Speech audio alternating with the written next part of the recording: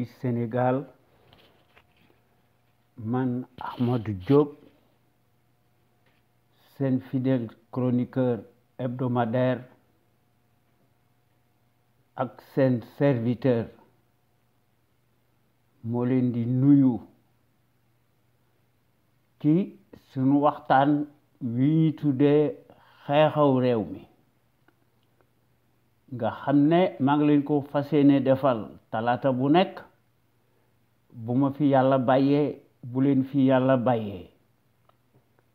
à partir de 17h GMT heure de Dakar soit 19h heure de Paris xam ngeen ko duut leen ko jaawatle ñu leen koy defal à travers les ondes de notre radio Sunu Kër FM la première radio panafricaine nekk ca Californie muy suñu radio exceptionnelle bu mag bi de renommée internationale kon xam ngeen ne tey talaata 27 février 2018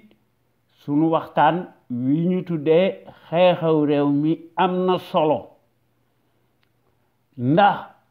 bi pënd wure nun ñépp gis nanu ku bëgg gis da nga gis ku bëggut a gis nag xam ne gisoo waaye li nga xam ne moo ci nekk cin bu naree neex bu baxee xeeñ ndax baadoola lanu fal boo xam ne lu mu wax weddi ko ci la dëkk guddi ak bëccëg kon nanu bàyyi sunu yàccaaral bii parce que day nuru leneen nag parce que mbir mi doy na kiimaan parce que ki nga xam ne moom lañu teg ci sunu bopp réew mi mu digge fi digge yu bari def ci discours yu bari sur toutes les chaînes de télévision à l'échelle planétaire internationale weddi na lépp lu ko neex lay def ndax fi mu nekk ci tànki jubadi ci la nekkaat parce que non seulement les dernières élections cataclysmiques législatives addu kalpe la def waaye mi ngi def beneen addu kalpe ndax li nga xam ne ci la nekk dafa yabal ay surgaam li koy wane mooy ki nga xam ne moo nekk le maître de la rupture éclopée et des faux bons moom ci loolu la masa nekk en continu amul benn respect d'un iota à l'égard des citoyens sénégalais que nous sommes moom ci boppam dafa yabal surgam muy def ballon de sonde ndax noonu lay doxale ay mbiram dafa imposer son fichier électoraliste pour tout lëndëm kuruus kooku day laisser pantois les adversaires politiques immédiats du tonitruand le mercenaire le pion le référent de la France-Afrique te kooku bokk na ci dérives yi maanaam des dérives supplémentaires cataclysmiques tout azimut foog takk woos na ko lim ci jublu pour di addu kalpewaat maanaam ci les scrutins présidentiels ci 2019 waaye cette fois-ci nanu fexe ba la pilule ne passera pas ndax bu jàllee kon nag dañuy dellu ginnaaw ñu jënd nu kon ku fi wax ëllëg da nga war a tëj sa gémmiñ ndax cin bu naree neex bu baxee xeeñ te loolu maanaam fichier bi nga xam ne daf ko bëgg a imposer te dara leeru ci te dégg nañu les discours des gens maanaam di politicards maanaam ñu ne amul concertation ñu ne c'est regrettable ñu ne dañoo war a def dialogue kooku c'est une abdication totale point de dialogue c'est un droit inaliénable c'est une exigence non négociable qu'il faut arracher par devers et contre le tyran À défaut, il conviendrait d'utiliser la force, le rapport de force, pour en finir avec le contrefacteur. Ndax loolu kat moo fi des ndax kenn nit ne cundum bëgg noo ëpp doole bëgg noo ngalaat kooku danoo war a lank kandaare waaye comme d'habitude avant ñuy tàmbali sunu waxtaan wi comme toujours yéen waa Sénégal ak sénégalais ak sénégalaises yi nekk ca biir réew ma ak sénégalais ak sénégalaises yi nekk ci bitim réew ñu leen di tudde les sénégalais de l'extérieur maa ngi leen di nuyooti di leen sant ak di leen gërëm te di leen sargal ci déglu bi ngeen ñuy déglu bàyyi seen yitte yépp kon gàcca ngalama yéen waa Sénégal amu leen morom ñoo ngi jox njukkal tous nos auditeurs ak auditrices góor ak jigéen mag ak ndaw fàttewuñu kenn te noo ngi remercier aussi tous les intervenants yi nga xam ne kenn demul ñu des ndax les meilleurs sentinelles ci Sénégal bu ñu def seen waxtaan ñu tuddee ko l'info autrement ñu koy def altine ak alxames à partir de 16 heures su fekkee ne am na lu xew ci diggante bi lu am exceptionnel dañ koy def ndax gor yooyu duñu tàyyi ndax bu ñu defee seen waxtaan woowu ba pare samedi bu nekk dañuy tollanti indi beneen waxtaan ñu tuddee ko en toute objectivité loolu doyut ñu indi beneen waxtaan ñu tuddee ko la voix des jeunes ci dimanche bu nekk ci loolu la ñu nekk maanaam baatu ndaw ñi ak yoonu ndaw ñi loolu moo wane ne góor yooyu ay patriotes de haut niveau lañu te gis nañ ko ci seeni discours pertinent ak seeni analyse yoo xam ne ñu ci def décryptage massif sans concession ni compromis ni compromission ñu koy tabal ci bopp sénégalais yi nga xam ne ñu ngi koy def ci seeni réflexion remarquable à travers les ondes de notre radio Sunu Kër FM la première radio panafricaine nekk ca Californie muy sunu radio exceptionnelle bu mag bi de renommée internationale waaye li nga xam ne moo xew ci sunu dëkk bi depuis juróomi at kenn talatu dara badoolo bi nga xam ne lu mu wax weddi ko da dafa fuuy te dafa bew te day ger yaakaar na ne loolu rek moo ko jig te loolu samput ab dëkk gor yi nañu génn wax nit ñi occuper les plateaux de télévision contradiction am fi ndax ñu mën a jubal élection présidentielle yi nga xam ne mooy xaw ci 2019 te buñ defu ndànk mbetteel dana ci am ndax bu ñu defu ndànk dana jàll comme une lettre à la poste parce que dañ naan masla te loolu war na fay jeex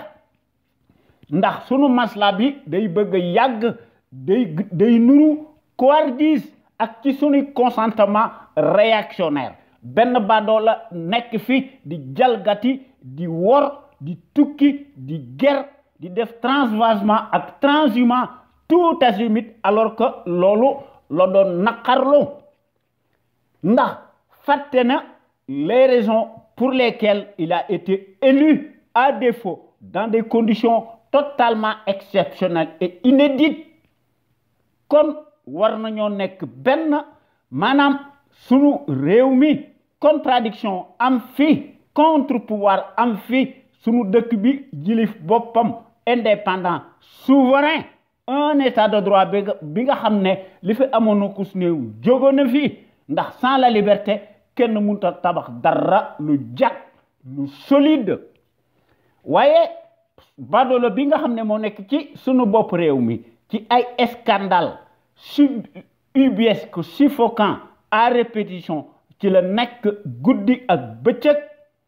te mi ngi koy def par sa gouvernance tyrannique ethnique muy ki nga xam ne mooy le chef de la république des fripouilles en bande organisée muy ki nga xam ne moo tudd le Machiavel sénégalais qui est réfractaire en os et en chair à la démocratie te mu ngi ñuy nargué te loolu sax wax dëgg yàlla waru fi woon a am ci sunu dëkk bi ndax bàyyi nañu baadolo bi nga xam ne mu tànn baadoolaam rakam muy son frangin paresseux le pâteux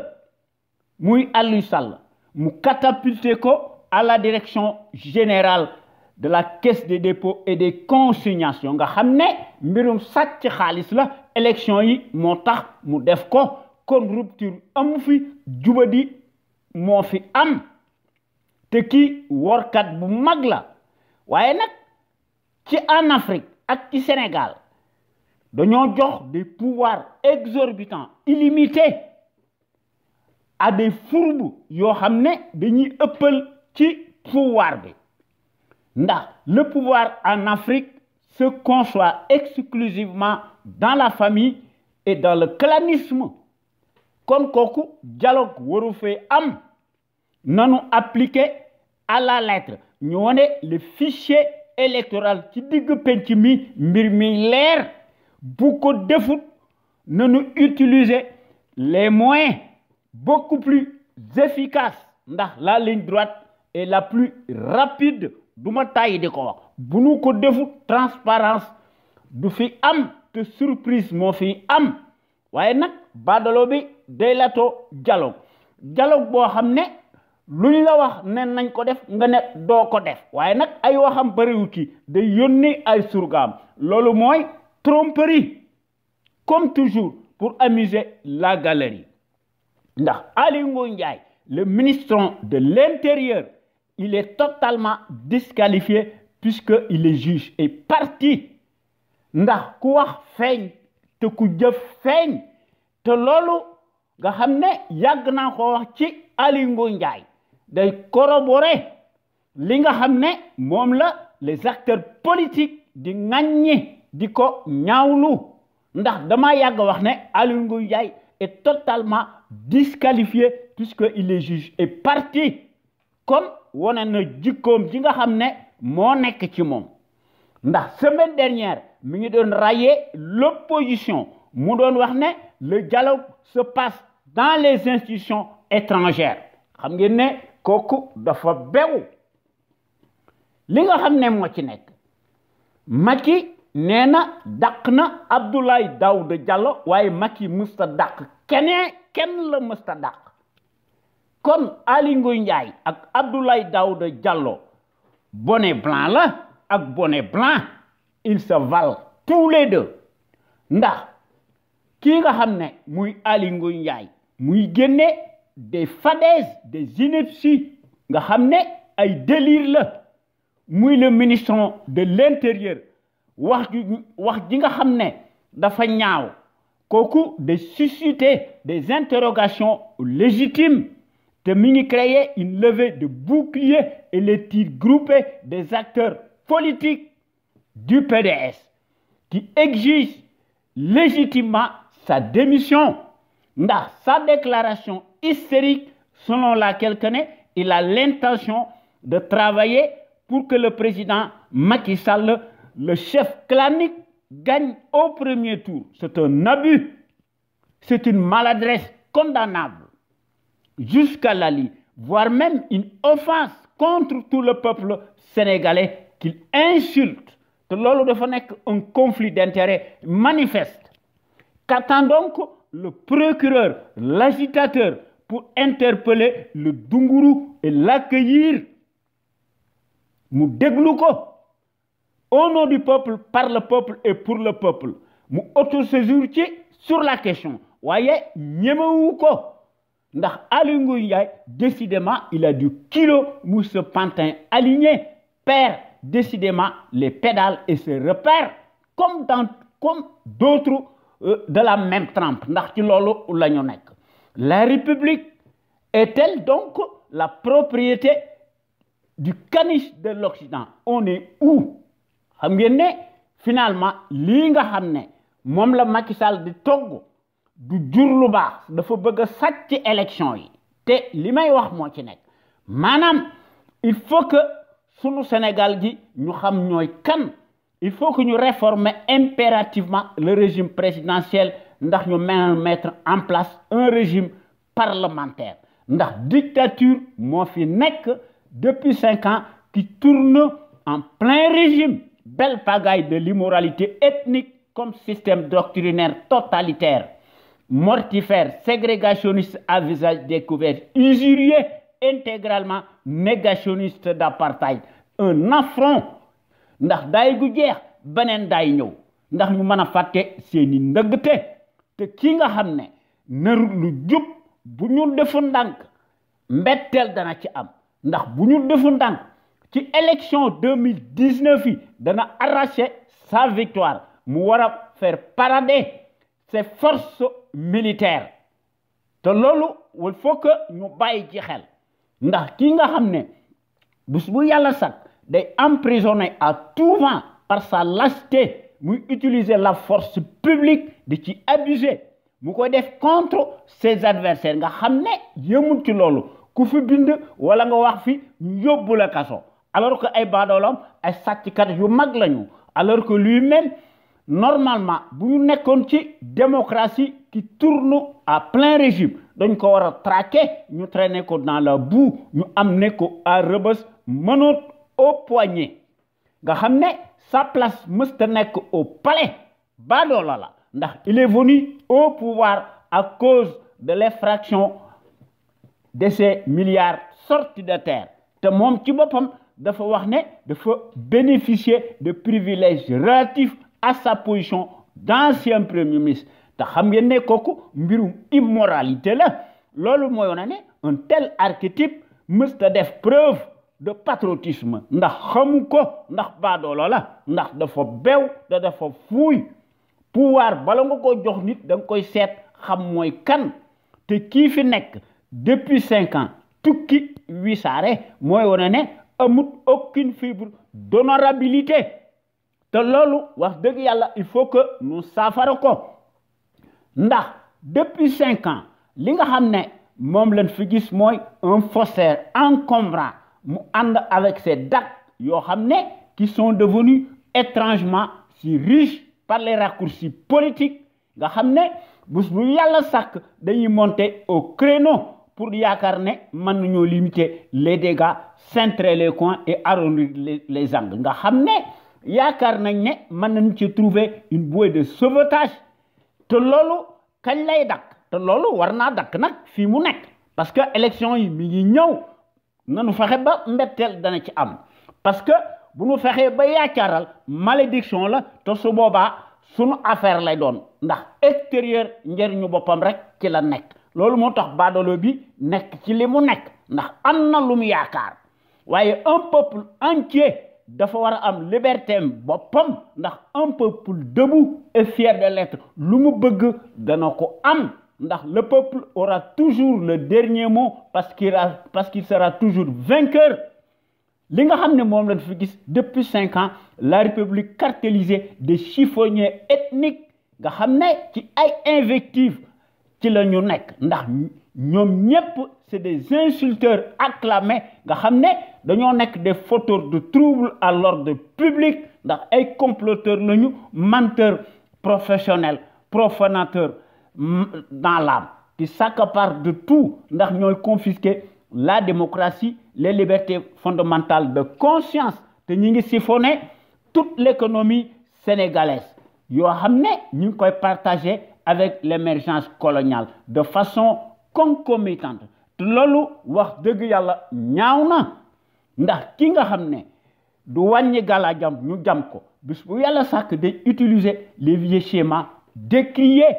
qui sont totalement compatibles aux méthodes fascistes mu ci def marchandage nga xam ne lim ci jublu mu mën cee am des arrière-pensées politiques de caniveau waaye ñun ñi nga xam ne ñoo nekk ci CPC loolu mësuñu cee ànd tey te mësuñu cee ànd ëllëg te loolu nekkut notre vision de la démocratie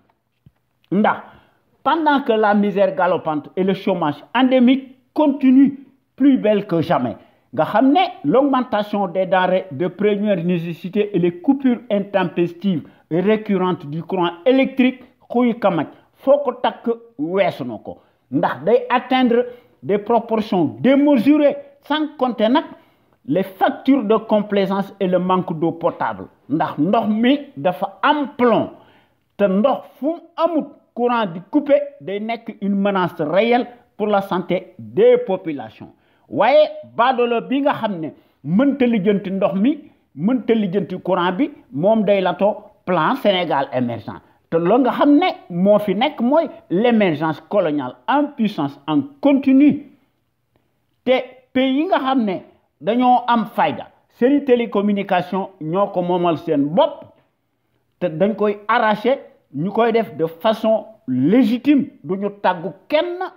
pays yi am fayda te loolu la ñu nekk ndax pays yi nga xam ne dañoo am fayda su amee des ressources maanaam su amee des entreprises pétrolières et gazières dañ koy foqar ci ñu nationaliser ko waaye sunu baadoolo bi ci loolu la ñu mas a nekk ndax 1960 ba nga ni Sénégal moomut ay télécommunication kan moo jàllale ces télécommunications mu le gendarme colonial te loolu ki nga xam ne dafay diggewoon digge yu bari muy la servi kooku day occulter cette question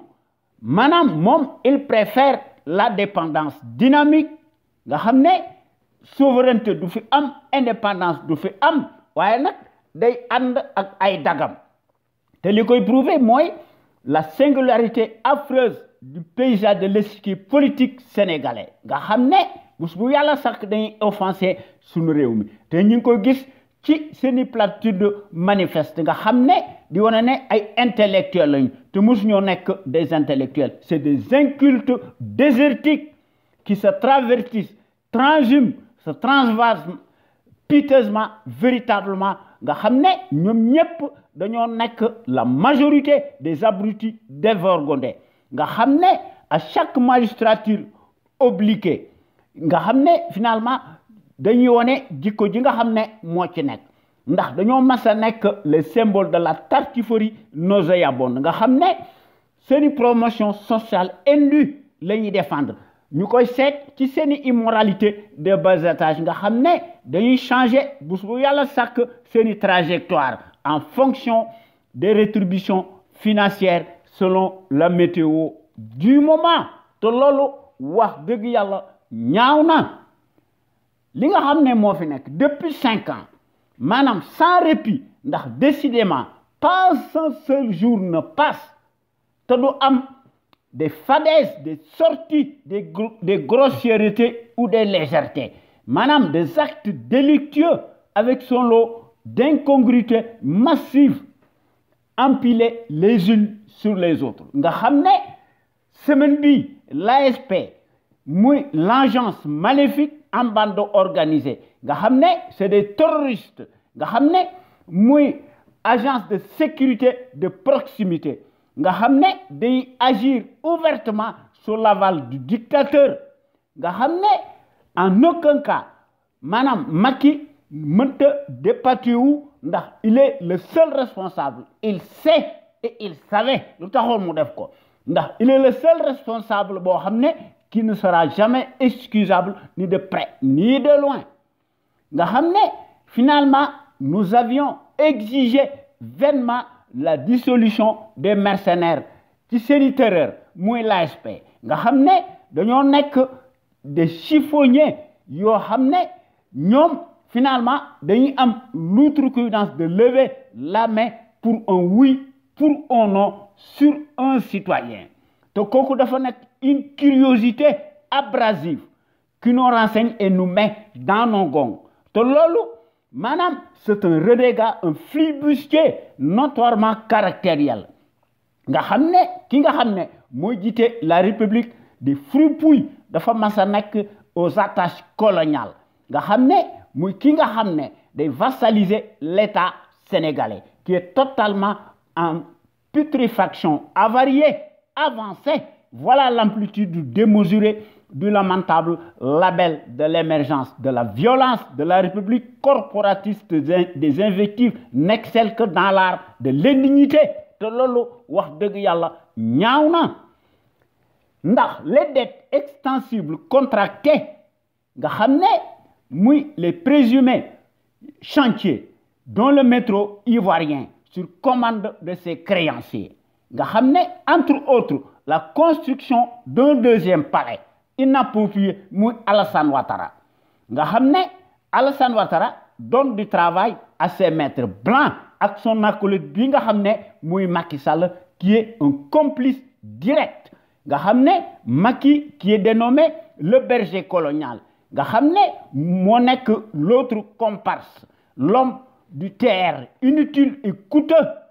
nga xam ne finalement man personnellement dama ko doon dénoncer ci loolu la nekk ndax dénoncé naa ko antérieurement te mbir moomu dafa am des contours totalement obscurs nga xam ne finalement dafa mel ni que sunu discours yi ne sont pas tombés dans les oreilles d'un sourd semble-t-il on trouvait écho en hexagone du côté de la Seine. Pourquoi quand nous parlons nous ne disons pas n'importe quoi mais nous parlons en toute connaissance de cause par nos analyses yoo xam ne qui n'ont aucune ombre de concession mais fondées exclusivement sur la vérité éternelle devant l'éternel des faits évidents matériels tangibles accablants qui parlent d'eux-mêmes que personne ne saurait démentir dans le temps et dans l'espace ndax loolu moo am ci Afrique te loolu moo am ci sunu Sénégal gi ndax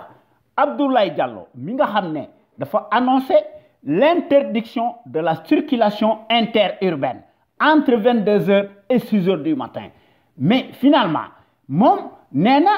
les causes récurrentes des accidents de circulation la nuit man damay bëgg a jaaxle wala dama jommi le ministre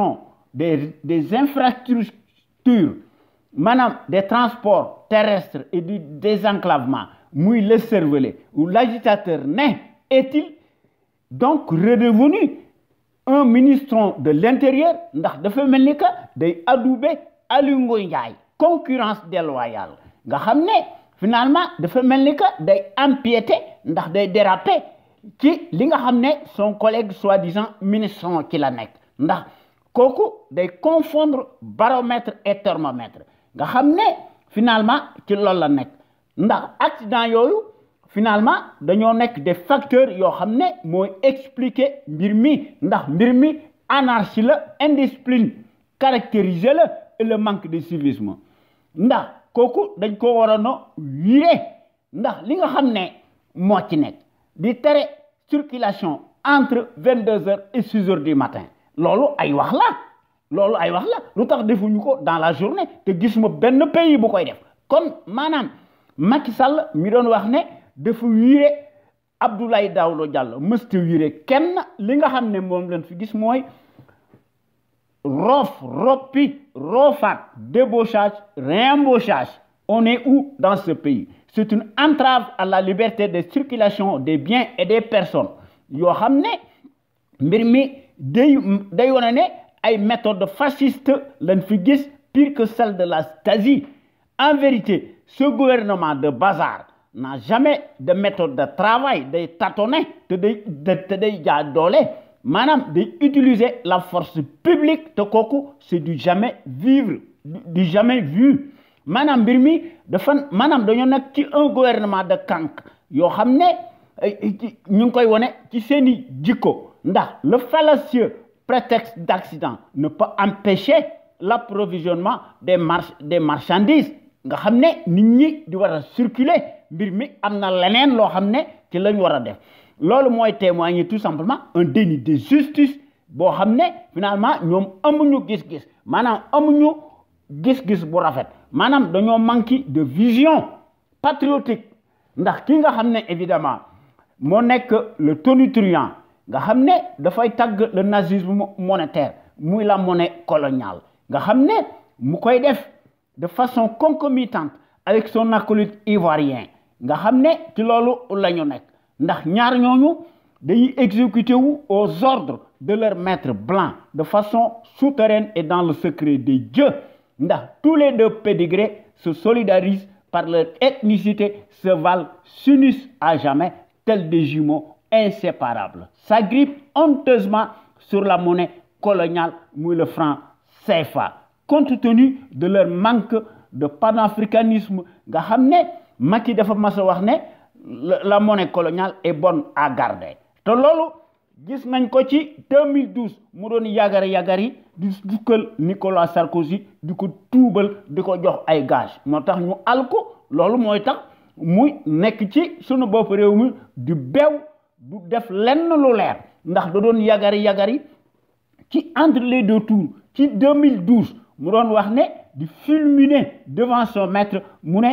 le retrait des troupes et bases militaires françaises relevait quelque peu d'un nationalisme mal placé, dixit le même homme, le fasciste. Kooku tey wax dëgg yàlla ku ñuy jiiñ dem nga gën a yelle liir ci dëkk bi lu la jiiñ yaa ko def ndax mi ngi def l'apologie coloniale ndax loolu moo fi nekk te wane ne ko ndax dafa mas a nekk l'envoyé spécial colonial en Afrique attitré et accrédité à Dakar waaye li nga xam ne moo nekk ci sunu réew mi lu jiwoo jeexut jógu fa waaye nag nimmal da ciy fekk loxo borom ndax sunu Sénégal gi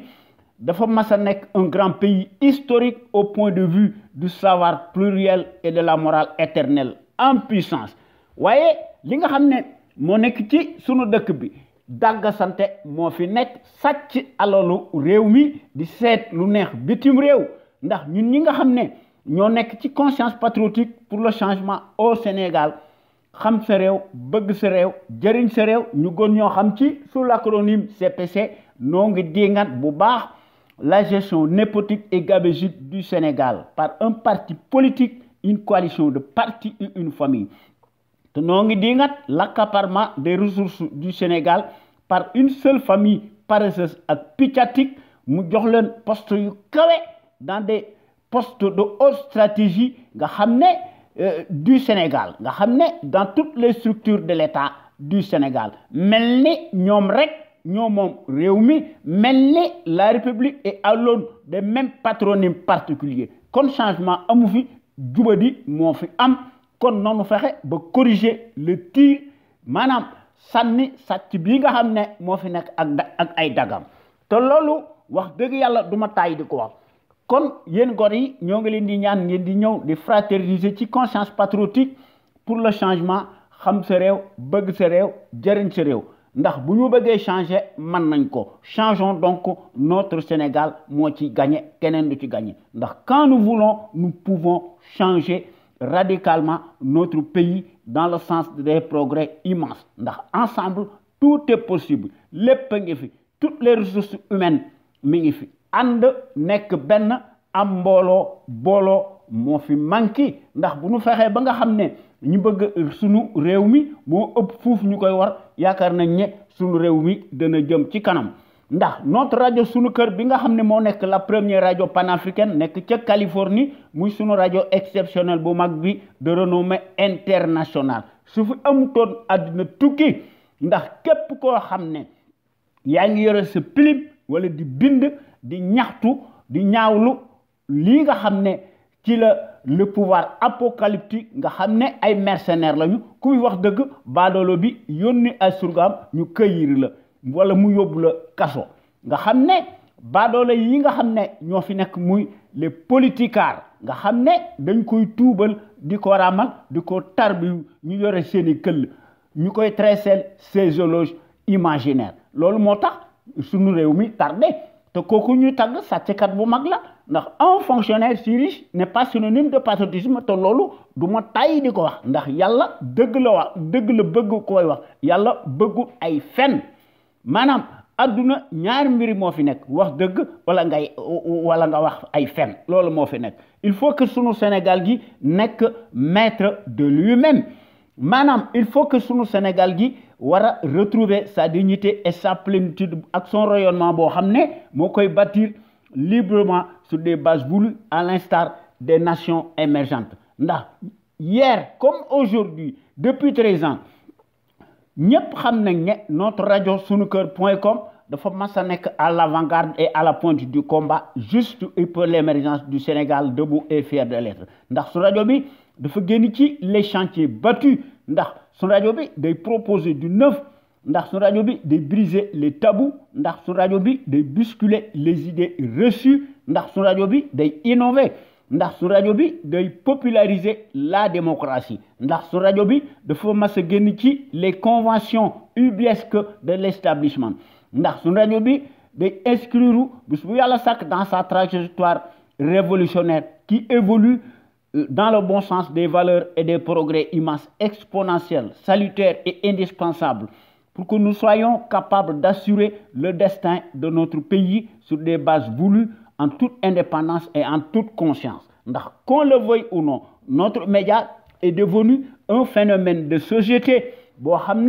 qui reste le seul à aborder librement des sujets les plus variés qui sont considérés comme la loi de l'omerta. En particulier, la gouvernance politique, bancale, ethnique que les médias de service, du service public et privé n'osent point aborder. Nga xamné ñom ñep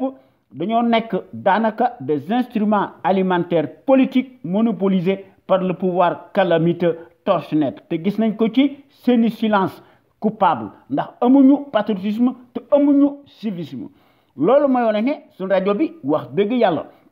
day def des innovations multiples sur le plan de la qualité des informations qui sont publiées sur notre site sunuker.com. te gor yi ci loolu la ñu nekk ndax gor yi nga xam ne ñooy wax à travers les ondes de notre radio sunu kër sunu rajo bi dafa mas a nekk à l'avant-garde du civisme et du patriotisme ndax sunu rajo bi dafa mas a nekk la première radio panafricaine nekk ca Californie de renommée internationale nga xam ne un panel d'intellectuels d'hommes et de femmes ñoom ñëpp dañoo mas a nekk de gros calibre yoo xam ne qui sont doués en matière grise ndax bés bu yàlla sàkk seen kàddu day am njariñ ndax gor yi il s'exprime en toute connaissance de cause et en toute conscience ndax bés bu yàlla sàkk dañuy démontrer magistralement seeni capacité intellectuelle ndax ñoom ñëpp dañoo nekk des têtes bien pleines ndax ñooy décortiquer ndax ils font part de leur expertise sur les produits chimiques toxiques, notamment les faits divers scientifiques, sanitaires, sociaux, religieux et politiques, sans oublier les incivilités patentes dont sont coupables les politicards véreux qui ont failli à leur mission régalienne. Ndax dañoo ubbi la boîte de Pandore à certains citoyens égarés par leur manque de conscience nga xam ne bés bu yàlla sàkk day soulager wu publiquement aux abords des bâtiments. Ndax ñoom li def c'est à l'image de nos politicards yi nga xam ne matuñu kilifa seen bopp rek ci la ñu nekk ndax amuñu benn civisme. Comme soyez donc plus nombreux ngeen di déglu gor yi nga xam ne ñooy wax à travers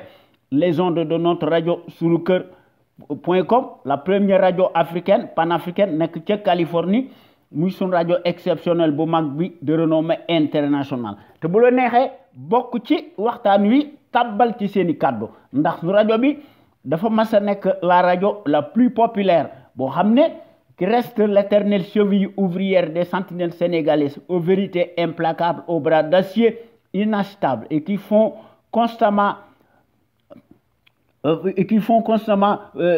faire nga xam ne dañuy def preuve d'analyse pertinente sans complaisance ne souffrant d'aucune ambiguïté sur la chose publique ndax sunu Sénégal gi wax dëgg yàlla ñun ñëpp noo ko bëgg sopp ko waaye bis bu yàlla sàkk l'actualité politique bi bis bu yàlla sàkk day seet di senn du ñu xam fan la ñuy commencer ak fan la ñuy teeral dañuy seet li nga xam ne mënuñu ko ñàkk bañ a wax ñu wax ko ndax bu ñu bëggee wax lépp duñ fi jóge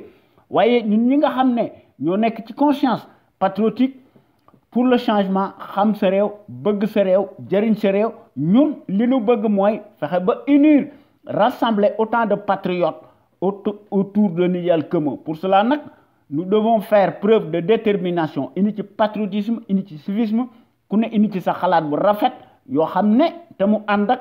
une démocratie participative à l'échelle nationale li nga xam ne mënta ñàkk muy la clé de voûte maanaam la volonté politique de chaque Sénégalais ou Sénégalaise nga xam ne sunu Sénégal gi mën a nekk le phare de la démocratie plein développement économique politique financier militaire am fi sunu Sénégal gi du jëgaani fenn mën a aar ay frontière am ak ay nitam ak ay marchandise am ndax ku lay dimbali day ëmb sa sàngal te jàngkat bi nga xam ne dafa bind ba dee muy le Camus le panafricain nga xam ne doon wax ne jàng leen science ndax 5 siècles de domination yi nga xam ne moo indi sunu tumuranke bi waaye baadoolo yi dañuy bëgg ku leen di wommat leen jatan loolu moo tax maanaam loolu moo tax nu am les indépendances bayone ndax indépendance mënu ko am di def des accords de défense kon ñoo ko tey ndax bëgguñu réew mi ñu teg ko ci loxoy jub te loolu dafa nekk notre combat légitime boo xam ne il faut que nous réformions impérativement le régime présidentiel, nous remplacer par un régime parlementaire beaucoup plus juste, parce que beaucoup plus démocratique, beaucoup plus équitable. Il faut que nous tabaxat sur nos dëkk bi ñu indi ci des principes démocratiques et des institutions fortes, inviolables, respectées par des patriotes sénégalais de la fibre d'honneur. Nous ñëpp nga xam ne ñu am fi une gouvernance irréprochable ak un état de droit boo xam ne président de la République du tout masa nekk le personnage central boo xam ne mooy décider en lieu et place de tout le monde te loolu dafa nekk liggéey bu rëy boo xam ne wax dëgg yàlla il faut que nécessairement et obligatoirement ñu créer les conditions obligatoires boo xam ne dañuy am une véritable gouvernance économique saine, transparente, attentive, seet li nga xam ne mooy les intérêts nationaux légitimes incessibles ñu def ko. Pour toutes ces raisons nag il faut que ñu teg ci sunu bopp réew mi de véritables sentinelles sénégalaises impartiales charismatiques yoo xam ne dañuy indi une dynamique et une impulsion yoo xam ne à la hauteur des enjeux te loolu il faut que ñu cultiver fi le patriotisme, la démocratie, la justice sociale, l'éthique, l'équité, l'unité nationale en fi, la sécurité en fi, sans lesquelles wax dëgg yàlla dara mënta xew te li nga xam ne ci la góor yi nekk guddi ak bëccëg nga xam ne góor yi ci loolu la ñu nekk waaye ñun ñi nga xam ne ñoo nekk ci CPCN il faut que nous rehaussions l'étendard de nos valeurs. Pour cela nag nous devons nous inspirer et puiser dans le trésor inestimable de nos hommes d'honneur yi nga xam ne dañoo nekkoon des philosophes soufis yoo xam ne ñoo tëdd ci sunu dëkk bi ndax jàngkat yu mag lañu dañoo war a jàngale seen xam-xam ci sunu daara yi ci sunu collège yi ak ci sunu université yi bu ñu fàttee aussi le grand résistant muy Lat Dior Ngoné Latyr nga xam ne dafa combattre tubaab bi pendant 24 ans ci koo xam ne armement bi nga yore tubaab bi moo la ko ëpp li fuuf kooku aussi war ñoo jàngale sa résistance te bu ñu fàttee aussi les intellectuels yoo xam ne dañoo mas a nekk en fait des intellectuels de haut niveau muy de la trempe de Cheikh Anta Diop ak Mamadou Dia que sais-je encore. Il faut que ñu cultiver fi aussi le civisme chez les populations ndax le civisme moo nekk le réflexe décent de tout citoyen responsable qui a sa place dans la société ndax le civisme implique le savoir-faire et la civilité lorsqu'il s'agit de la chose publique ndax en tant que citoyen à part entière soo amee ay droits da nga war a am ay devoir waaye classe bu Macky Sall bi ñoom bànneexu ci pouvoir rek ci la ñu am ndax yaakaar nañ ne musuñoo am ay droits musuñoo am ay devoir loolu mooy un fonctionnaire si riche n'est pas synonyme de patriotisme te loolu moo fi nekk waaye ñun ñi nga xam ne ñoo nekk membre actif ci conscience patriotique pour le changement xam sa réew bëgg sa réew jëriñ sa réew ñun bokk nañ ci l'avant-garde des consciences yi nga xam ne dañoo bëgg a yee nit ñi sur la chose publique nga xam ne wax dëgg yàlla noo ngi ciy bay suñu waar ci suñu tool bi ndax pour cela noo ngi ci def une vaste campagne de sensibilisation massive boo xam ne dañoo bëgg fexe ba nga xam ne chaque citoyen sénégalais ou citoyenne sénégalaise fu mu mën a nekk dafa war a armé wu de son bulletin de vote mu seet ki nga xam ne mës sàcc dara te kenn mësu ko tuumaal ci dara ku seet wicci muy ki nga xam ne mooy défendre librement en toute conscience et en toute indépendance muy seet ki nga xam ne mooy défendre l'intérêt général ñu watil ko su fekkente ne bii ne scrutin am na waaye baadoolo bii nga xam ne moo fi nekk ay carte du ko fi jële leneen moo ko fi jële il faut que ñu utiliser d'autres paramètres distincts des circuits électoraux ndax les circuits électoraux ci Sénégal ak ci Afrique ñu ngi ko jouer dans la cour des voleurs en bande organisée maanaam sàcc yu mag yi loolu moo tax dafa nekk un déni de justice te sunu Sénégal gi mënu ci génn te jaarut foofu ndax pays yi am fayda yépp pays civilisés yépp ci loolu la ñu nekk ndax dañoo def révolution maanaam ñu régler le compte ci seeni traite nga xam ne loolu lan war a def waaye suñu dëkk bi loolu dafa nekk la loi de l'omerta loolu moo tax suñu réew mi dellu ginnaaw loolu moo tax ba nga xam ne notre rajo Sunu Kër FM bi nga xam ne moo nekk la première rajo panafricaine nekk ca Californie nga xam ne moo nekk sunu rajo exceptionnelle bu mag bi de renommée internationale sunu rajo bi maanaam c'est la radio la plus crédible par son patriotisme actif ndax sunu rajo bi dafa am ay qualité exceptionnelle à l'infini ndax la qualité est avant tout un état d'esprit qui vise à l'excellence yokkute am fi ci jëf ak ci jikko won ko askan wi bu leer naññe te loolu wax dëgg yàlla kenn dutu ko jaawatle ci sunu rajo bu mag bi ndax gor yi aussi ci loolu la ñu nekk ndax gor yi dañoo nekk de véritables sentinelles sénégalaises yoo xam ne seen kàddu bu jibee day leer naññe te gis nañ ko ci seeni analyse pertinente ci seeni décryptage yoo xam ne duñ ci def benn compromission nga xam ne gor yi s'exprime librement en toute indépendance et en toute conscience sur des bases voulues ndax ñooy compensé par leur esprit alerte la bassesse et la médiocrité d'une certaine classe politicarde plutocrate multimilliardaire des raccourcis politiques ndax les sentinelles sénégalaises qui s'expriment librement à travers les ondes de notre radio sunuker.com ñoom ñëpp dañoo am une logique crédible patriotique nationaliste bien placée yoo xam ne wax dëgg yàlla ñu ngi koy distiller dans les consciences sénégalaises pour que sunu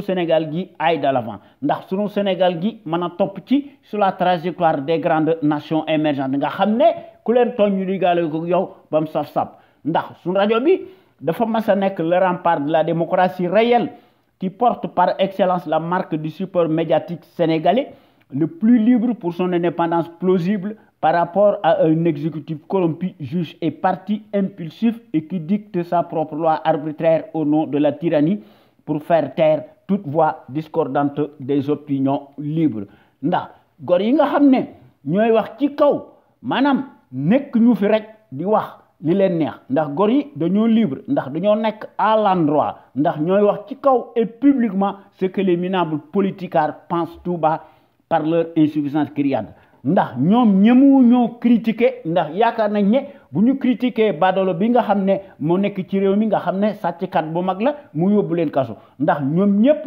dañuy raamal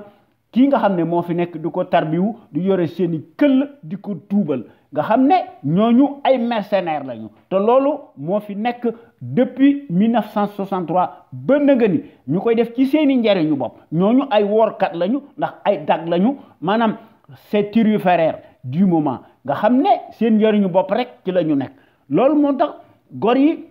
nekk ñu fi rek waaye dañuy corriger la tartufferie maanaam des politicards désertiques ndax gor yi nekk ñu fi rek di sànni ay xeer wala di critiquer wala di def lu leen di def leneen waaye bés bu yàlla sàkk dañuy proposer des solutions concrètes pérennes et durables ndax ñu mën fee créer un véritable Sénégal émergent totalement opposé à celui des menteries inflationnistes fascistes ndax sentinelles sénégalaises yi nga xam ne ñoo nekk fi ñu nekk amu ci kenn koo xam ne am nga benn complexe lu néew ko bari ndax li ñu xalaat dañ koy wax ci kaw et publiquement ndax li ñuy wax dafa am njariñ ndax ñoom ñëpp dañoo am un savoir-faire un savoir-être un savoir productif actif yoo xam ne wax dëgg yàlla kenn mënu ko weddi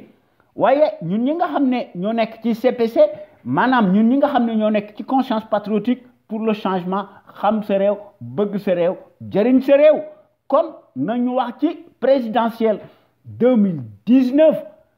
ñu war a dégager le gourou ethnique l'envers du décor dès le premier tour un impératif patriotique civique waruñoo def leneen ndax wax dëgg yàlla ensemble si nous pouvons debout et fiers de l'être nous pouvons réussir pour mettre la bonne graine à l'endroit et à la place qu'il faut contre l'envers du décor le mal absolu endémique maintenant d'ores et déjà nous nous mobilisons nous ñëpp car un seul mot d'ordre s'impose désormais maanaam nañu def haro et boulet rouge contre la soldatesque tyrannique incarnée par le régime guignol, dégingandé, ordurier, pandémique de pugilat tortionnaire contre les libertés fondamentales de conscience. Mënuñoo def leneen ndax nimal da ciy fekk loxo borom kon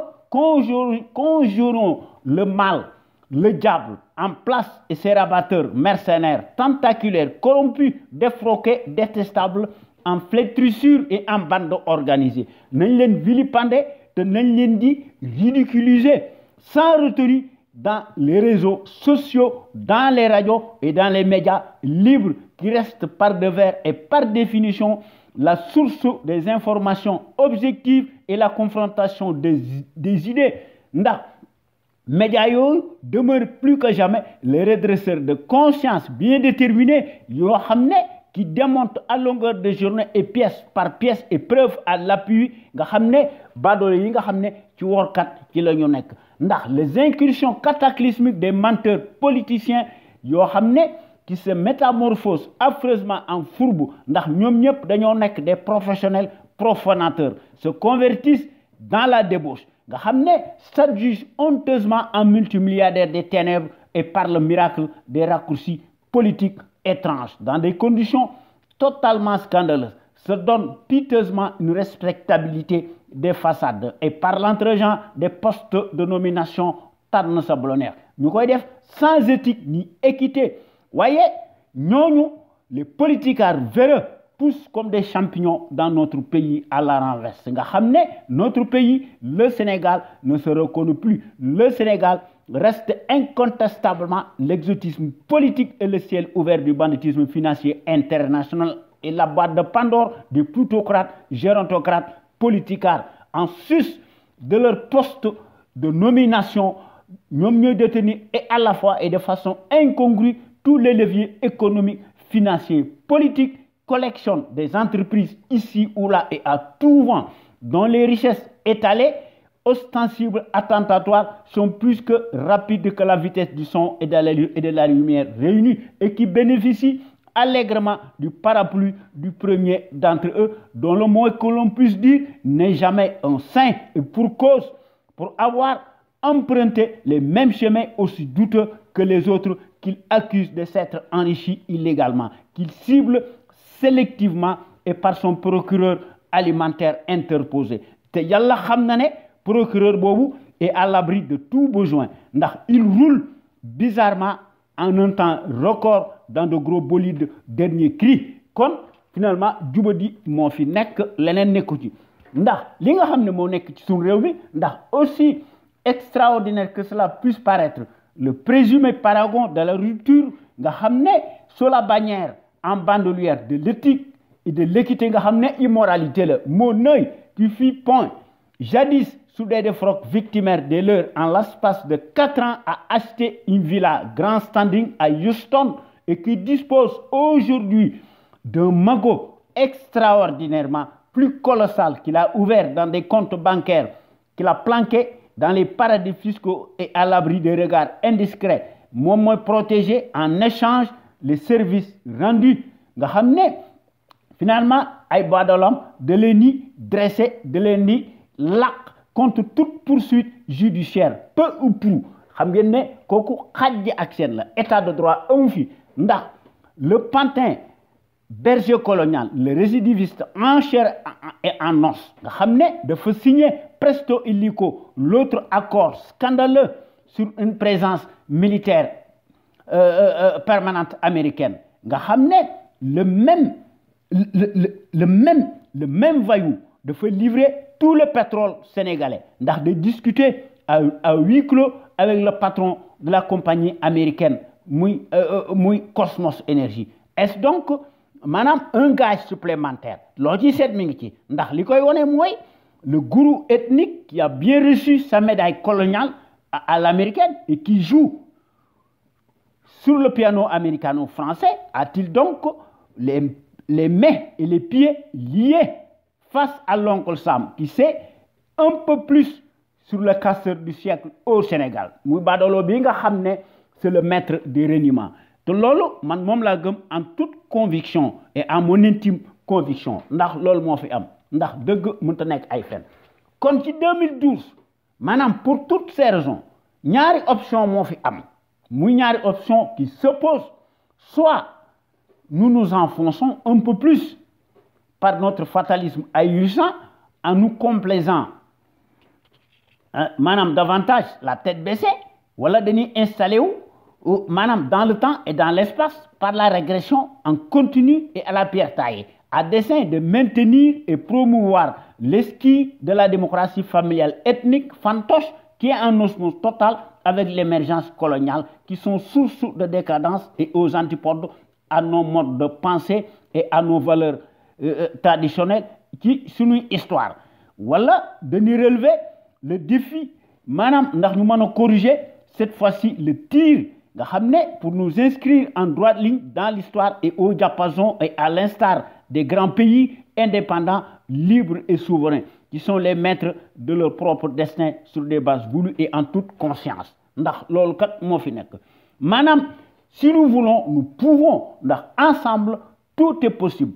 Voyez, voilà, à contrario, malheureusement, si nous voulons rester durablement dans l'indignité totale, aussi longtemps que cela sera nécessaire par notre incapacité et notre léthargie qui sont source d'abdication due à notre consentement réactionnaire face à ce bougre muy ki nga xamné dafa massa nek le berger colonial pour demeurer éternel et nga xamné ñu nek ces esclaves de droit divin et à la merci de l'esclave du tyran esclave lui-même de naissance lequel s'évertue ouvertement à n'être que le champion et le chantre colonial du haut de son ignorance par son manque de patriotisme avéré. Il va sans dire que nous soyons traînés dans la boue. Tant que nous soyons tous sous la botte et la remorque du fasciste le plus repoussant, dont l'indécence manifeste par ses trahisons à répétition aux effets cataclysmiques sont si évidentes au point qu'elles sont plus que jamais gravées de marbre dans les annales de l'histoire du Sénégal et dans les mémoires collectives. Il faut que nous sachions. Dès le premier tour, au nom de la morale, le sursaut national nous recommande d'éliminer ipso facto le chef clanique du gouvernement de Bazar. Qui a un scandale UBS comme à répétition, avec sa police de la Stasi, un impératif patriotique, civique, digne et absolu, quoi qu'il advienne. Madame, si toutefois, Badolo Binga Hamne, d'un corps gagné, qu'il ne reconnaîtrait pas sa dégringolade. Madame, la ligne droite est la ligne la plus rapide qu'il faudrait appliquer si nous voulons sortir des griffes du pion chapardeur de naissance. Depuis 5 ans, le fasciste déclaré. Si nous devons donc remplir, il faut que nous saurions. Si nous avons une élection, nous devons gagner. Madame,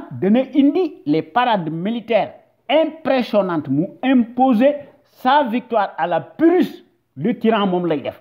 Te su boba la démocratie mondialiste de l'arbitraire, madame, dañ koy faral ndax la tyrannie mondialiste de l'arbitraire ne défend nullement le droit ni l'humanisme. Chacun protège ses intérêts capitalistes non avoués, hégémoniques par le truchement de la stratégie géopolitique, quand bien même la notion d'humanisme rime avec paternalisme, racisme et anticamitisme voilé. Pour ceux qui s'autoproclament la pensée présumée universaliste, le fondement de leur philosophie repose exclusivement et essentiellement sur l'argent, l'idéologie et le matériel, comme une fin en soi. Et peu importe que les moyens soient en totale contradiction avec l'esprit rationnel. Pour nous arriver à leur fin. Autrement dit, la fin justifie les moyens. Et ceci, nous devons sans état d'âme. Car les États n'ont pas d'amis, mais des intérêts. Voyez, la religion, les mettre en bandoulière. Voyez, une pirouette. Nous en avons eu pour preuve les guerres interminables qui sévissent miraculeusement dans le Sahel des G5, des pays fantoche sous tutelle coloniale que le gendarme colonial dirige et à la seule fin de dicter sa loi pour contrôler les élites fantoches esclaves. Nga xamné chez qui donc le G5 manam achètera-t-il les armes et le matériel? Bo xamné ko xamné mo ci am avantage en nature, s'arroge les pyromanes et joue nécessairement les pompiers de service à qui profite donc le crime. Est-ce donc la mission édulcorée du fardeau de l'homme blanc en continu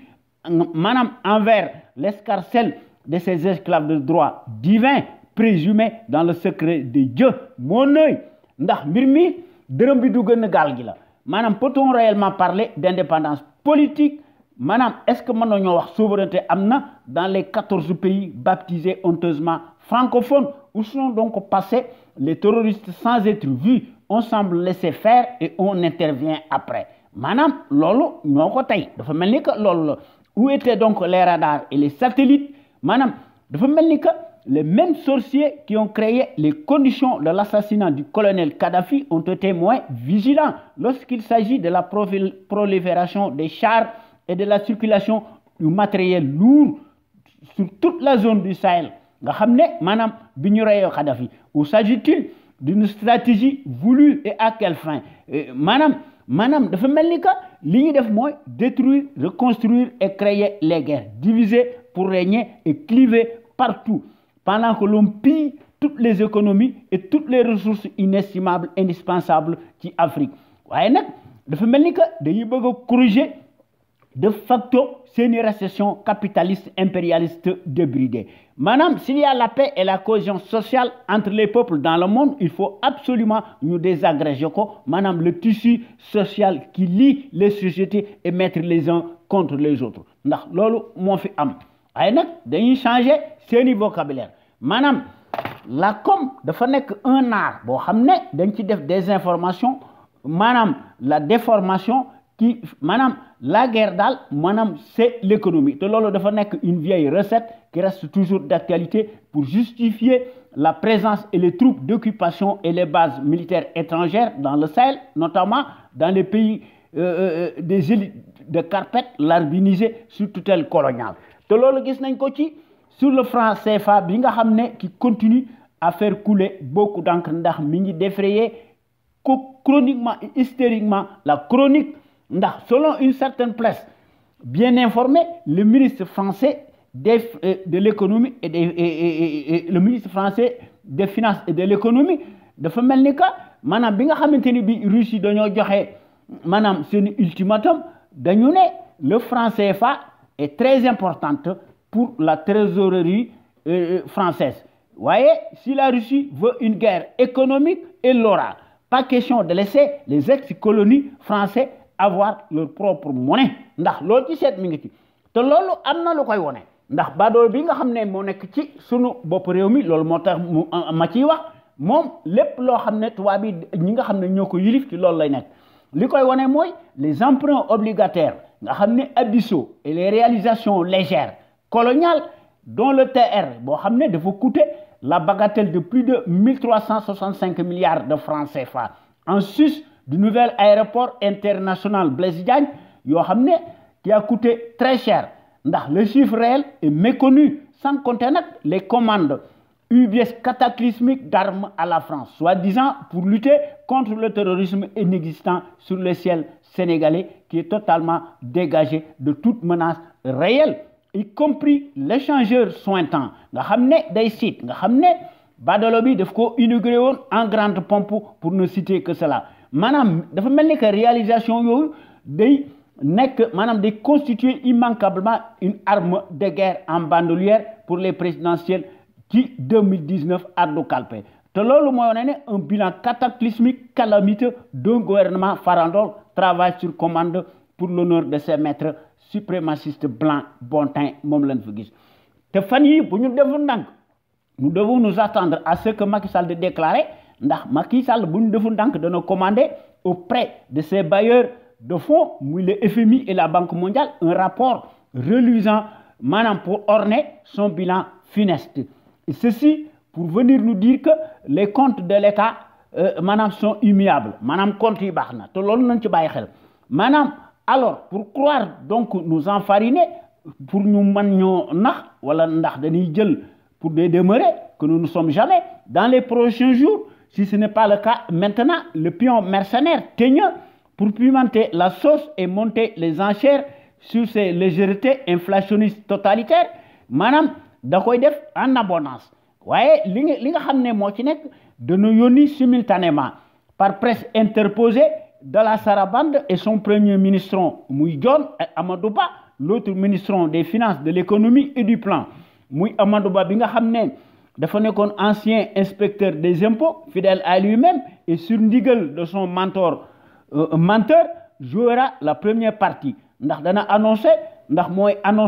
moy donner le tempo au Sénégal mu l'émergence effective mo fi nek. Waye chiffres yoyu nañ ci def ndank. Ndax dana joxe des chiffres imaginaires. Ndax ñaar ñooñu muy Amadou Ba et le ministre John, le premier ministre, ne sont que des exécutants de ramassis incultes répétiteurs nga xamné waye da leen yoni au charbon pour mouiller le maillot et amuser la galerie. Ndax Amadou Ba mësta nek un expert financier économique monétaire inspecteur des impôts donc la waye tan sa bu la neex mo fi nek manam il faut le préciser manam l'objectif qui élection présidentielle ndax Macky lolu mo gis-gisam manam l'objectif majeur consiste à mettre en avant et brandir et à tambour battant les chiffres bidonnés peu crédibles pour embellir, recoller les morceaux et labelliser en bandoulière la maîtrise des dépenses publiques, l'assainissement et la stabilité de l'économie sénégalaise présumée excédentaire qu'ils mettent en avant et au beau fixe. Vous voyez, lolu nekul qu'un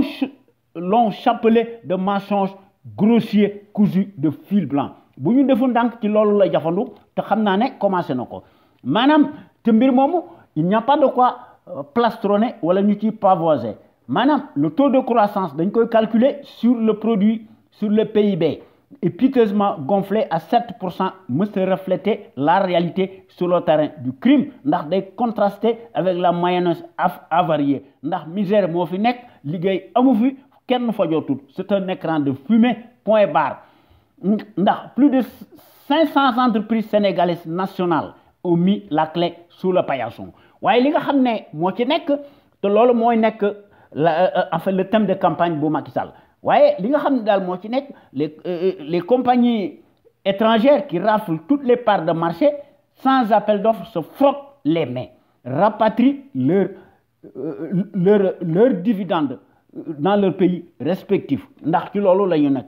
Voyez, le référent encombrant le caniche de l'Occident, le nègre de service, le bougre, Madame day jafandiko ci les emprunts obligataires infinis servent d'armes de guerre pour les présidentielles de 2019 te lolu nañ ci baye xel te non ki def benn mbir bo xamanteni bi né la Banque mondiale et les FMI manam le Fonds monétaire international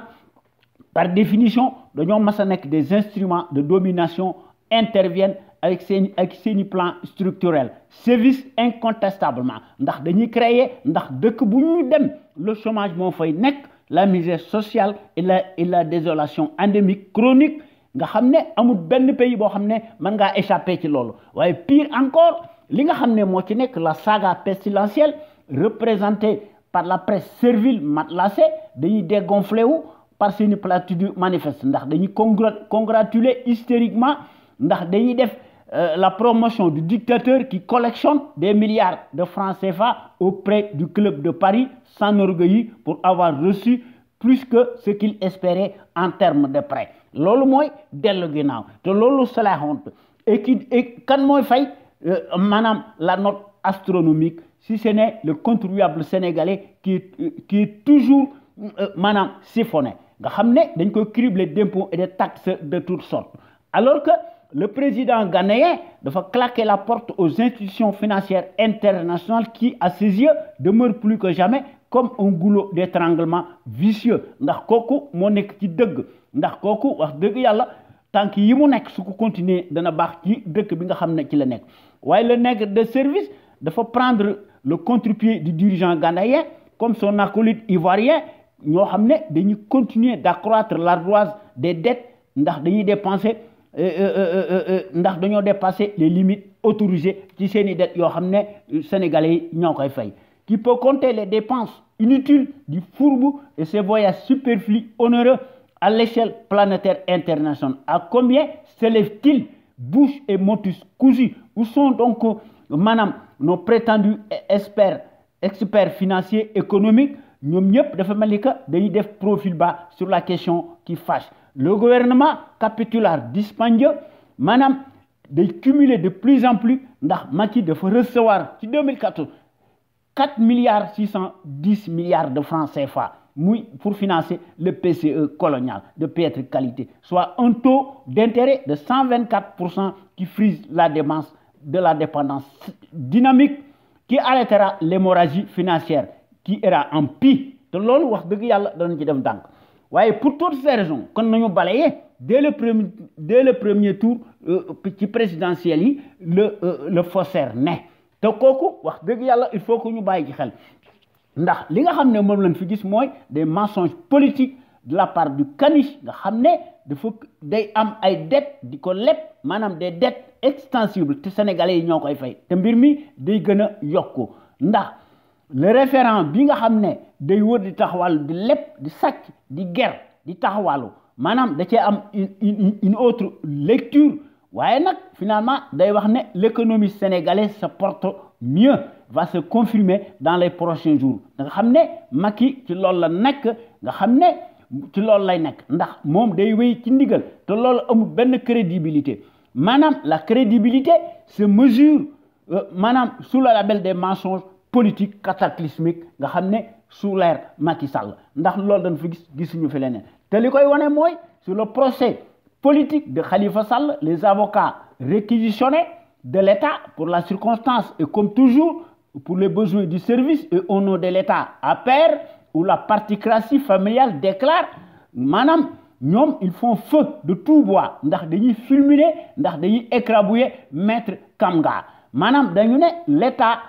n'a pas de leçon à recevoir du Cameroun mon œil mbir mi nekkut ludut une pirouette madame c'est une ruse pour se défausser piteusement puisque comparaison n'est pas raison. Mais la marque de fabrique, bien que qui juge est parti, d'utiliser les mêmes méthodes fascistes obsolètes. Ndax mbir mi excès des ailes. Maintenant, un juge bo xamné finalement muy Lamotte qui reproche à Maître Kamga la violence de sa plaidoirie. Madame, décidément, on a tout vu, tout est permis dans le magistère foutoir bancal du médiocre au sommet de l'État. L'expression juridique de l'État, madame,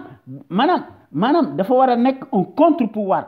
Voilà, dafa wara nek un contre-pouvoir juridique, te lolu nekut un affront. Ndax métier avocat défendre client lam la. Voyez, pour qui se prend, c'est illuminé de la tartufferie. On ne peut pas justifier une violence décriée en lui substituant une autre, fut-il celle de l'État. Bo xamné dafa bëgg labelliser sa violence te lolu duñ ko nangu manam l'État dafa bëgg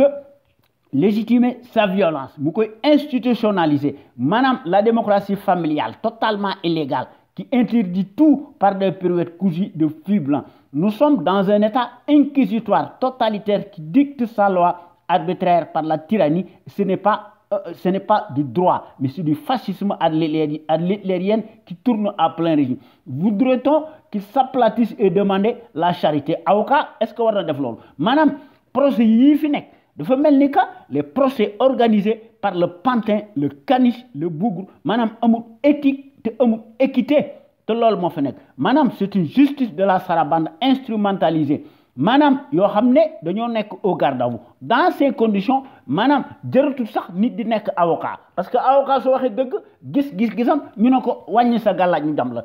Madame, c'est un procès politique de bas étage de la tartufferie motivé tout simplement pour des raisons éminemment politiques n'échappe plus à personne. Waye li ci gëna jéggi dayo muy l'ASP, muy l'agent de sécurité de proximité ou l'agence maléfique au service du totalitarisme familial. Madame, l'une des brebis galeuses de l'escarcelle ethnique où le bandit se fait justifier soi-même. Ndax dafa lever la main, ndax s'autorise tout, ndax dafa commettre délibérément du haut de son ignorance, ndax dafa pes ben citoyen bo xamné da doon naqal loolu te loolu dafa nek une bavure qui n'en est pas une manam te loolu ce n'est que la face cachée de l'iceberg d'un Capharnaüm en bande organisée. Quand je parle de la République des fripouilles, je ne me trompe pas et pour cause. En politique, tout se tient, car il ne peut en être autrement. Voilà les raisons pour lesquelles nous avions déjà dénoncé vigoureusement à l'époque que la création clientéliste de l'agence de la sécurité de proximité yoo xam ne dafa coulé woon beaucoup d'encre ndax ci jamono jooju da doon defee la chronique compte tenu ci ay expérience inexpérience parce que mus koo am ndax dañuy déraper alors que en réalité formé leen ñi leen war a formel maanaam te loolu c'est répréhensible te loolu maanaam kooku nga xam ne dafa pes un citoyen kooku ce n'est pas un cas isolé, ce n'est pas anodin, c'est une religion dans ce corporatisme ethnique. Madame, ce n'est pas la première fois que la soi-disant ASP fait parler d'elle. Toujours des actes délictueux pour finalement ci loolu lañ nek te gis nañ ko ci ben trafiquant de drogue bo xamné dañ ko door bal kan moko door bal ASP te ñooñu wax deug yalla koku affaire jubadi la ndax mbir mi manam même buñ ko sanctionné wuñ ko à la hauteur dañ ko wara traduire en justice ñu yobbu ko tëj ko kaso waye que voulez-vous quand nous avons un despote qui imprime sa marque il va de soi que les autres aussi du même acabit s'octroient librement toutes les libertés. Raison de plus qu'il conviendrait d'extirper le mal qui gangrène la société sénégalaise muy ki nga xamné mo nek au plus haut sommet de l'État nga xamné dafa nommer Omar Mal le mal à la tête de la police. Madame, la police a polarisé jusqu'à la lit le mal absolu et qui les protège et les harnache se croit tout permis muy Macky Sall. À défaut, le mal ira en pis. Je le répète encore une fois de plus. To mbir mi lu ëpp tour. En vérité, l'agence de sécurité de proximité n'est pas dans le corps de la police nationale. Macky Sall moko créé de toutes pièces par sa volonté. Madame, Macky Sall moo nek le maître de décret nga xamné finalement culte de médiocrité qui porte porter l'entière responsabilité. Madame, l'ASP dafa nek un corporatisme syndical ethnique fourre-tout, un foutoir de l'anarchie. Elle n'est pas assermentée, en ce sens qu'elle n'est pas dépositaire de l'autorité publique au sens élevé du terme. Finalement, Macky Sall moo leen jox un pouvoir abusif, ci ay décret yoo xam ne binduñu ko fenn maanaam tyrannie la ñu nekk te loolu il faut que ñu jëlee ko fi ndax ki nga xam ne moo nekk le chien de garde nga xam ne dafa nekk ci les intérêts impérialistes ndax dafa nekk et à la fois la mascotte de la France-Afrique laquelle s'articule comme une toile d'araignée à la France, à la francophonie n'est qu'un traître aligné au mental atteint pathologiquement nga xam ne anti-contre-productif lay def n'échappe plus à personne. Il faut que nous fassions nous éliminer de facto dès le premier tour et à coup sûr. Les élections présidentielles, si nous dérouler dans des conditions optimales, transparentes, démocratiques, Macky Sall du am dara. Waye nak de jallat be carte gi. Te lolu wax deug yalla nañ ci baye xel. Nous ne devons pas encourir aucun risque ni nous abreuver d'un masla qui n'a pas sa raison d'être. Ndax dafa melni que masla bi est synonyme d'abdication et de quadris. Nous battre le fer tant qu'il est chaud nga xamné par la légitime défense nga xamné Macky Sall su sàccee manam un soulèvement populaire am fi pour lui régler immédiatement son compte su fekkente ne Macky Sall sàcc na xam naa ne dana sàcc ndax ci moom ndax boppam rek ci la nekkut ci la ne ndax ça suffit ndax trop c'est trop ndax quand le vase est plein il déborde li nga xam ne moo fi gis moo fi nekk ci suñu réew mi koo xam ne lu ko neex lay def nga xam ne il agit contre vents et marées envers et contre tous nga xam ne un peuple déterminé et fier de l'être uni fait corps et cause commune debout aura toujours le dernier mot, vaincra et balayera sur tout son partage, peu importe les logistiques et les forces matérielles, d'où qu'elles puissent venir. En ce moment, c'est la seule option possible qui vaille. Sous nous en cas Macky Sall sàcc, il n'y a pas d'autre alternative. Dans l'hypothèse où Macky Sall ne se pliera pas au verdict populaire programmé, nga xamné bu ñu defu dank dana am le kilo de faire parader Madame, ces militaires sur les artères de Dakar, sans attendre une seule minute de plus, il faudrait absolument que nous soyons capables de faire le rapport de force pour en découdre avec lui, le déboulonner, le destituer bruyamment, proportionnellement au degré de son impunité en toute légitimité et le juger à la place publique pour multi trahison à répétition dont il est exclusivement coupable devant l'Éternel. C'est la seule option possible qui vaille. Il n'y a rien d'autre. Nga xamné amul benen pexé kon bo gañi ma ngi leen di jox rendez-vous talaati bi di ñew bu soba yalla inshallah ci sunu waxtaan wi ñu tuddé xexero mi nga xamné ñoo ngi leen koy defal à travers les ondes de notre radio Sunu Kër FM la première radio panafricaine nek ci Californie muy sunu radio exceptionnelle bu mag bi de renommée internationale jërëjëf et merci.